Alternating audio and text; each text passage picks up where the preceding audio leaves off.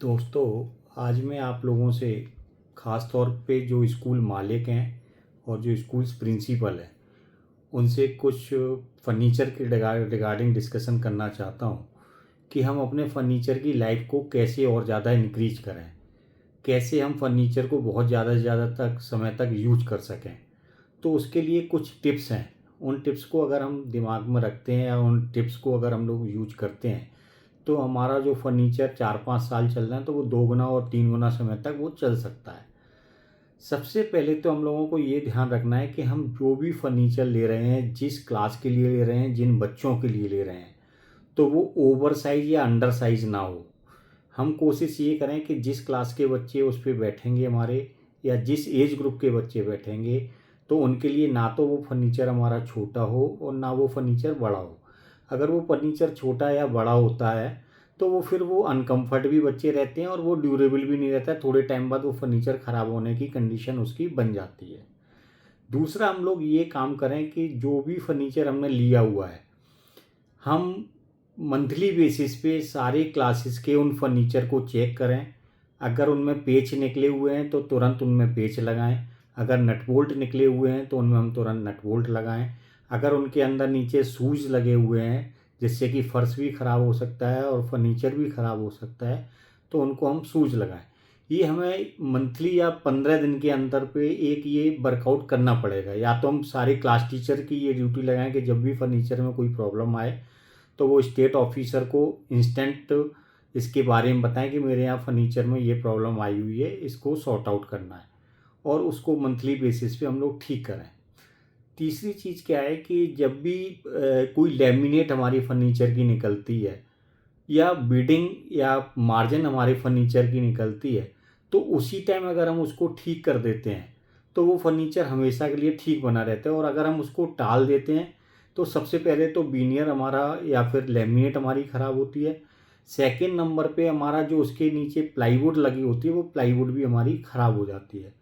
तो जो भी हमारा लेमिनेट ख़राब है हम कोशिश करें उसको इंस्टेंट रिप्लेस करें या इंस्टेंट उस पर लेमिनेट को चेंज कर दें।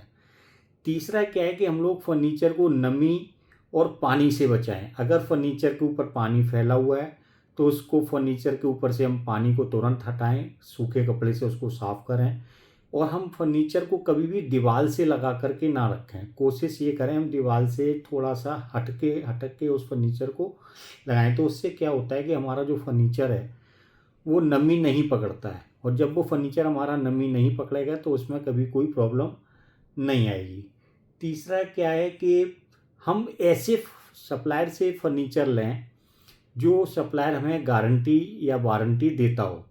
इसके अलावा जब वो गारंटी या वारंटी हमारी ख़त्म भी हो जाती है तो वो हमारे फर्नीचर को रिपेयर कर सके।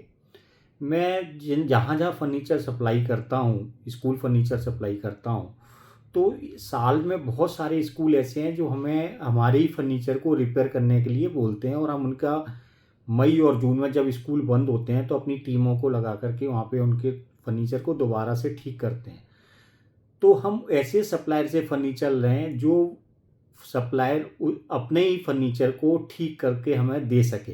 भले ही उसके लिए वो हमसे पेमेंट ले रहा है, लेकिन मेरी कॉस्टिंग बहुत बचती है। अगर कोई फर्नीचर का डेस्क हमने 4,000 रुपये का लिया है और 500-700 रुपये या 1,000 रुपये लग करके वो दोबारा से हमारा फर्नीचर नया हो रहा है, तो हमें ऐसे सप्लायर से फर्नीचर लेना चाहिए। उसका रीज़न ये है कि वो दोबारा से फर्नीचर हमारा फिर नया हो गया और वो 4,000 की जगह 1,000 रुपये में हमें वो फर्नीचर पड़ता है और लॉन्ग लास्टिंग वो चलता रहता है। तो हमें कुछ ऐसे टिप्स हैं जो ये अगर हम अपनाते हैं तो हमारा फर्नीचर बहुत समय तक चलता रहता है। और जो प्लास्टिक का फर्नीचर हमारा होता है, जो छोटे बच्चों का फर्नीचर होता है, उन्हें टाइम टू टाइम हम सफाई करते रहें उन फर्नीचर की। यानी कि जब हम सारे दिन तक उस पे बच्चे खेलते हैं, जब बच्चे स्कूल से घर चले जाते हैं तो हमारे मेट्स हैं या हमारे जो सर्वेंट्स हैं उनको हम लोग बोलें कि इसको थोड़ा सा गीले पानी से कर कर उसको प्लास्टिक के फर्नीचर को सारे को साफ़ कर दें, उसकी डस्टिंग ख़त्म कर दें, या उनके ऊपर बच्चों ने कोई सामान फैलाया हुआ है तो उसको साफ़ कर दें। अगर हम ये प्रैक्टिस डेली करते हैं तो वो हमारा फर्नीचर लॉन्ग लास्टिंग चलता रहता है। उसमें जो प्लास्टिक का फर्नीचर होता है उसमें प्लास्टिक के स्क्रू होते हैं। तो हम कोशिश करें अगर कोई भी फर्नीचर हमारा लूज है या हिल रहा है, कुछ भी प्रॉब्लम आ रही है, तो वो उसको उसी टाइम टाइट कर दें तो वो भी हमारा लंबे टाइम तक चल जाता है फर्नीचर। कभी भी प्लास्टिक के फर्नीचर को या लेमिनेट या फिर और भी फर्नीचर को हम लोग केमिकल से साफ़ करने की कोशिश ना करें। अगर हम उसमें केमिकल डाल के साफ़ करते हैं तो वो कलर फेड हो सकता है और उसमें कुछ प्रॉब्लम भी आ सकती है। इसके अलावा हम लोगों जो नीचे पैरों में शू लगाए जाते हैं डेस्कों में रबर लगाई जाती है, तो उन रबर को जब भी कोई निकलती है तो तुरंत हम उसको रिप्लेस करें। अगर हम रिप्लेस नहीं करते हैं तो हमारा फर्श भी ख़राब होता है और हमारा फर्नीचर भी ख़राब होता है। इसलिए हम लोग इन चीज़ों का अगर हम ध्यान रखते हैं तो हमारा फर्नीचर बहुत लंबे समय तक चलता है। मेन चीज़ हमारी यही है कि हम ऐसे सप्लायर से फर्नीचर लें जो गारंटी या वारंटी ख़त्म होने के बाद अपने ही फर्नीचर को अच्छे से ठीक कर सके। तो उससे क्या होता है कि वो हमारा फर्नीचर हमेशा के लिए सही होता रहता है। और साल में कम से कम एक बार हमें अपने पूरे स्कूल के फर्नीचर को चेक करना चाहिए और चेक करने के बाद जो फर्नीचर में प्रॉब्लम है उनको मई या जून में उनको हमें ठीक कराना चाहिए।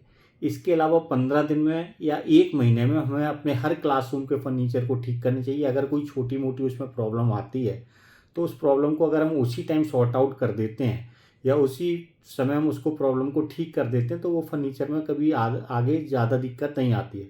मोस्टली फर्नीचर में होता है क्या है, पेच निकलते हैं, नट बोल्ट निकलते हैं, माइका निकलती है या फिर उसकी बीडिंग या मार्जिन निकलती है। अगर जैसे ही हमको ये बात मालूम पड़ती है कि इस क्लासरूम में ये प्रॉब्लम है, उसको हम सॉर्ट आउट अगर हम कर देते हैं 2-4 दिन में तो वो ठीक हो जाता है।